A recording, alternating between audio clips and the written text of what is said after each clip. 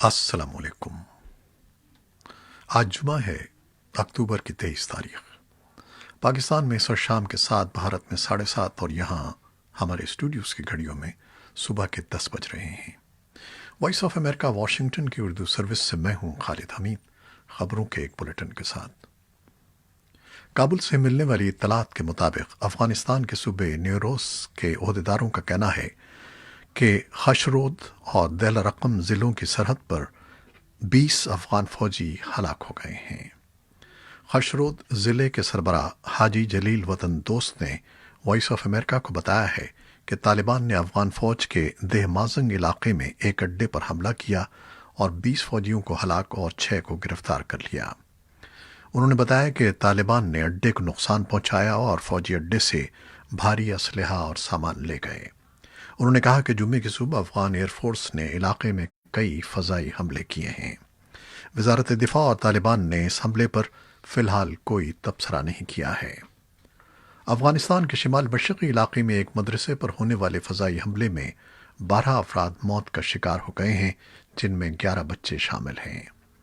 بدھ کے روز ہونے والا یہ حملہ صوبے تاخار پر ہوا، جہاں 3 روز سے افغان سیکیورٹی فورسز اور طالبان کے درمیان گھمسان کی جنگ جاری ہے، جس میں 2 درجن کے قریب افغان سیکیورٹی اہلکار ہلاک ہو چکے ہیں۔ فوری طور پر یہ معلوم نہیں ہو سکا کہ یہ فضائی حملہ کس نے کیا تھا۔ عہدیداروں کا کہنا ہے کہ اس حملے میں 14 افراد زخمی بھی ہوئے ہیں۔ امریکی مدد یافتہ افغان فورسز اور طالبان کے درمیان جاری مسلسل جنگ سے بین الافغان مذاکرات میں پیچیدگی پیدا ہو سکتی ہے۔ یہ مذاکرات گزشتہ ماہ قطر میں شروع ہوئے تھے۔ امریکہ ایک ایسے معاہدے کا خواہش مند ہے جس سے افغانستان میں 19 سال سے جاری جنگ خاتمہ ہو سکے۔ افغانستان کی پارلیمان کے اسپیکر میر رحمان رحمانی کی قیادت میں ایک اعلیٰ سطحی پارلیمانی وفد آج جمعے کے روز 3 روزہ دورے پر اسلام آباد پہنچ گیا ہے۔ افغان پارلیمان کے چیف سیکریٹری عبدالقدر وطن دوست زازی نے میڈیا کے نمائندوں کو بتایا کہ وفد دورے میں پاکستانی قومی اسمبلی کے اسپیکر کے علاوہ وزیر اعظم عمران خان سے بھی ملاقات کرے گا۔ پاکستان کی قومی اسمبلی نے ایک ٹویٹ میں کہا ہے کہ افغان وفد پاکستان افغان تجارت و سرمایہ کاری کے بارے میں 2 روزہ سیمینار میں بھی شرکت کرے گا، جو 26 اور 27 اکتوبر کو اسلام آباد میں منعقد ہوگا۔ امریکہ میں 3 نومبر کو ہونے والے صدارتی انتخاب سے قبل ریپبلکن صدارتی امیدوار ڈونلڈ ٹرمپ اور ان کے ڈیموکریٹک حریف جو بائیڈن کے درمیان آخری صدارتی مباحثے میں کورونا وائرس، ماحولیات اور نسلی امتیاز کے مسائل گفتگو کا محور رہے۔ یہ مباحثہ ریاست ٹینیسی کے شہر نیشول کی بیلمونٹ یونیورسٹی میں جمعرات کی شب منعقد ہوا۔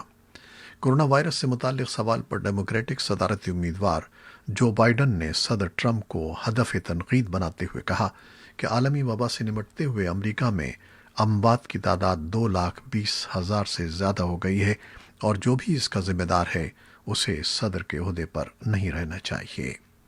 انہوں نے صدر ٹرمپ کو مخاطب کرتے ہوئے کہا کہ آپ کو کس نے بتایا کہ عالمی وبا ایسٹر تک ختم ہو جائے گی؟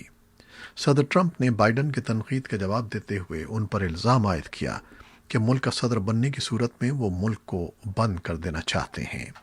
انہوں نے کہا کہ اگر بیوروکریسی کے کسی ایک شخص نے بھی شٹ ڈاؤن کا کہہ دیا تو جو بائیڈن پورے ملک کو بند کر دیں گے۔ جمعرات کو ہونے والے مباحثے میں دونوں امیدواروں نے پہلے مباحثے کے مقابلے میں نسبتاً شائستہ انداز اپنایا اور ایک دوسرے کو اپنا نقطہ نظر بیان کرنے کا موقع دیا۔ امریکہ کی ایک عدالت کی جانب سے مقرر کردہ وکلاء نے منگل کے روز بتایا ہے کہ وہ ان 545 بچوں کے والدین کو تلاش کرنے میں ناکام رہے ہیں جنہیں سن 2017 سے سن 2018 کے درمیان اپنے بچوں سے اس وقت علیحدہ کر دیا گیا تھا جب انہوں نے امریکہ کی میکسیکو سے متصل سرحد عبور کی تھی۔ قانون کے تحت غیر قانونی سرحد عبور کرنے والے بالغ افراد اور بچوں کو الگ الگ حراستی مراکز میں رکھا جاتا ہے۔ ان بچوں کو جولائی سن 2017 سے لے کر جون سن 2018 کے درمیان اپنے والدین سے علیحدہ کر دیا گیا تھا، جس کے بعد سین دیاگو کے ایک فیڈرل جج نے حکم دیا تھا کہ حکومت کی تحویل موجود بچوں کو ان کے والدین سے دوبارہ ملا دیا جائے۔ ایسے بچوں کو ڈھونڈ نکالنا مشکل ہے کیونکہ حکومت کے پاس ان کے کھوج کا کوئی مناسب نظام موجود نہیں ہے۔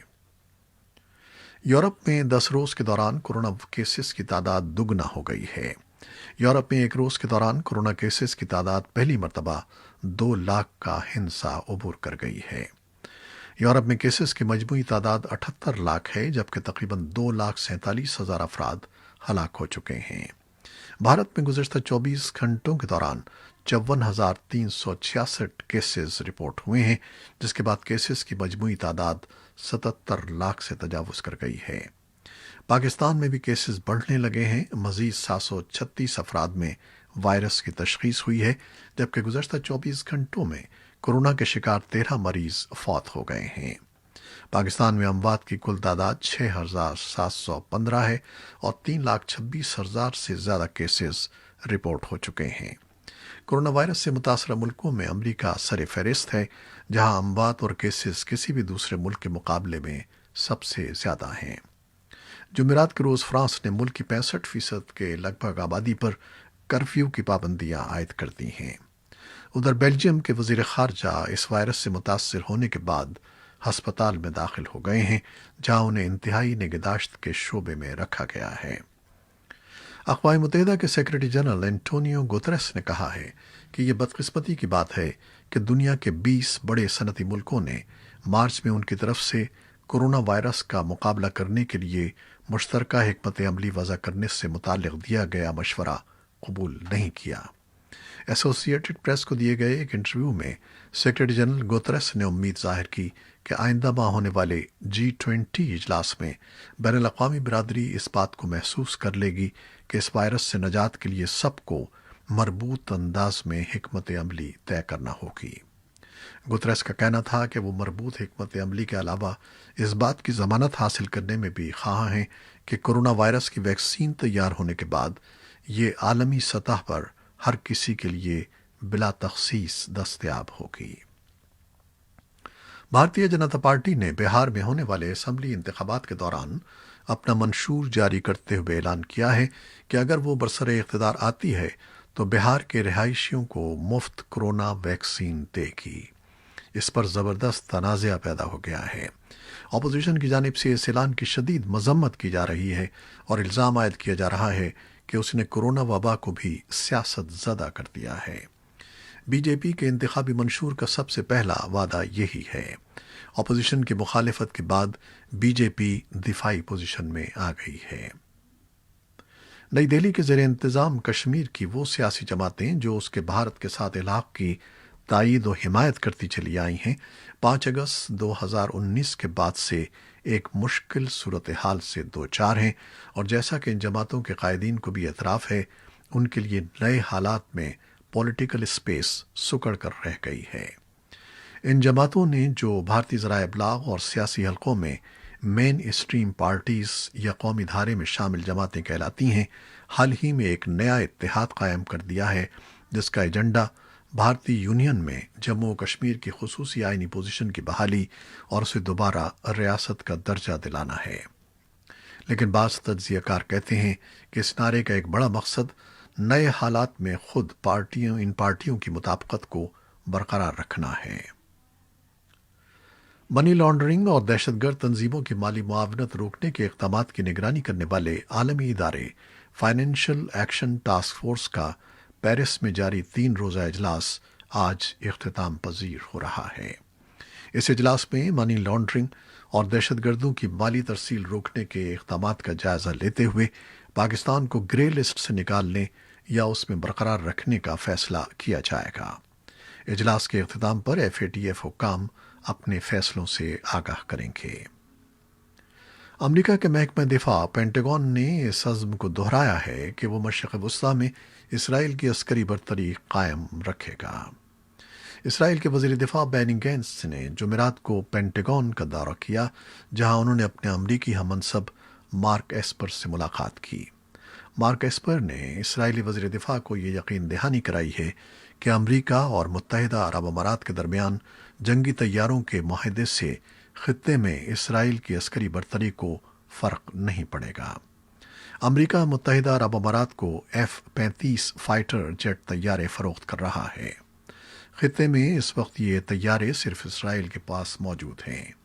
اسرائیل کا یہ دیرینہ موقف رہا ہے کہ خطے میں اردن اور مصر سمیت کسی بھی امریکہ کے حلیف کو F-35 طیارے فروخت نہ کیے جائیں۔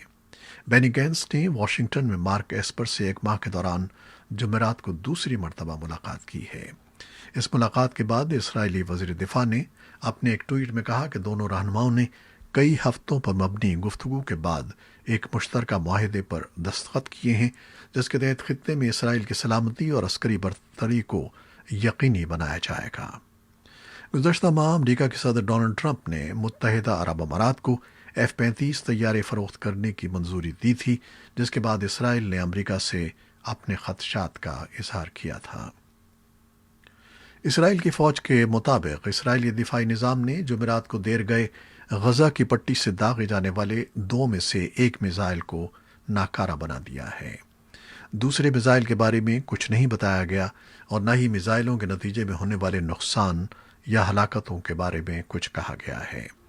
اسرائیل غزہ سے کیے جانے والے حملوں کے لیے حماس کو مورد الزام ٹھہراتا ہے۔ اسرائیلی فوج نے اس ہفتے کے آغاز پر کہا تھا کہ عسکریت پسندوں نے اسرائیل میں داخلے کی سیکیورٹی باڑ کے نیچے ایک گہری سرنگ کھودی ہے، جس کا پتہ زیر زمین نصب سینسرز کی مدد سے چلا ہے۔ اس اعلان کے چند گھنٹوں کے بعد اسرائیلی میزائلی دفاع نے غزہ سے داغے جانے والے ایک راکٹ کو پکڑا تھا۔ اسرائیلی فوج نے یہ بھی کہا کہ منگل کو دیر گئے لڑاکا طیاروں اور ہیلی کاپٹروں نے حماس عسکریت پسند گروپ کی ملکیت والے زیر زمین انفراسٹرکچر کو نشانہ بنایا ہے۔ ان حملوں میں کسی جانی نقصان کی خبر نہیں ملی۔ آرمینیا اور آذربائیجان میں جمعرات کو بھی متنازع علاقے ناگورنو کاراباخ میں شدید لڑائی جاری رہی۔ فریقین نے ایک دوسرے پر حملوں کے الزامات عائد کیے ہیں۔ امریکی خبر رساں ادارے ایسوسی ایٹڈ پریس کی رپورٹ کے مطابق لڑائی میں شدت آنے کے ساتھ ساتھ اس میں ترکی اور روس کے شامل ہونے کا خدشہ بڑھتا جا رہا ہے۔ آذربائیجان کی وزارت دفاع نے آرمینیا پر الزام عائد کیا ہے کہ اس نے آذربائیجان میں کئی مقامات پر بیلسٹک میزائل داغے ہیں۔ دوسری جانب آرمینیا نے آذربائیجان کے ان الزامات کی تردید کرتے ہوئے اسے دروغ گوئی قرار دیا ہے۔ نائجیریا کے صدر محمدو بہاری نے پولیس کے وحشیانہ رویے کے خلاف مظاہروں میں شامل طالب علموں پر زور دیا ہے کہ وہ احتجاج ختم کر کے حکومت سے بات چیت کا آغاز کریں۔ نائجیریا میں بدامنی کی ابتدا کے بعد صدر نے پہلی بار ٹیلی ویژن پر قوم سے خطاب کیا ہے۔ انہوں نے مظاہرین پر زور دیا کہ وہ ایسے تقریبی عناصر کے ہاتھوں استعمال نہ ہوں جن کا مقصد ملک میں افراتفری پیدا کرتے ہوئے جمہوریت کو نقصان پہنچانا ہے۔ لیکن بہاری نے اس ہفتے سیکیورٹی فوج کی طرف سے لکی ٹول پلازا میں پرامن مظاہرین پر گولی چلانے کا ذکر نہیں کیا۔ اس واقعے میں کم از کم 12 مظاہرین ہلاک ہو گئے تھے۔ نائب صدر ریمی اوسن باجو نے بدھ کے روز ٹویٹس کے ایک سلسلے میں ان ہلاکتوں پر تعزیت کی اور انصاف کا وعدہ کیا۔ امریکہ نے جمعرات کے روز لاگوس میں پولیس کے وحشیانہ رویے کی مذمت کی ہے۔ امریکی وزیر خارجہ مائک پومپیو نے ایک بیان میں یہ بھی کہا ہے کہ ہم سیکیورٹی فوج کی جانب سے طاقت کے زیادہ استعمال کی فوری چھان بین کا خیر مقدم کرتے ہیں۔ اس واقعے میں ملوث افراد سے ملکی قانون کے تحت کارروائی کی جائے۔ پاکستان کی بہاؤالدین زکریا یونیورسٹی ملتان اور اسلامیہ یونیورسٹی بہاولپور کے بلوچ طلباء پنجاب اسمبلی کے سامنے احتجاجی دھرنا دیے ہوئے ہیں۔ طلباء کا کہنا ہے کہ ان دونوں یونیورسٹیوں میں مبینہ طور پر فاٹا اور بلوچستان کے طلباء کے لیے وظائف اور داخلے کے کوٹے کو ختم کر دیا گیا ہے۔ یونیورسٹیوں کے چانسلر گورنر پنجاب چودھری محمد سرور کے مطابق یہ فیصلہ ان کے علم میں نہیں ہے۔ یہ تھیں وہ خبریں جو فیس بک لائیو پر ہم نے آپ کے لیے پیش کی۔ ہماری ویب سائٹ اور یوٹیوب پر یہ بلیٹن پوسٹ کر دیا جاتا ہے، جسے آپ بعد میں بھی دیکھ سکتے ہیں۔ خالد حمید کو اب اجازت دیجیے گا۔ اللہ حافظ۔